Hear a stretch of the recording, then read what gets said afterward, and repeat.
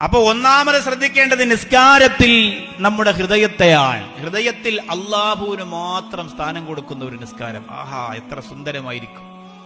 ഹൃദയത്തിൽ അള്ളാഹുവിന് മാത്രം സ്ഥാനം കൊടുക്കുന്ന ഒരു നിസ്കാരം, വേറെ ഒരു ചിന്തയും ഹൃദയത്തിനകത്തേക്ക് കടക്കാത്ത ഒരു നിസ്കാരം.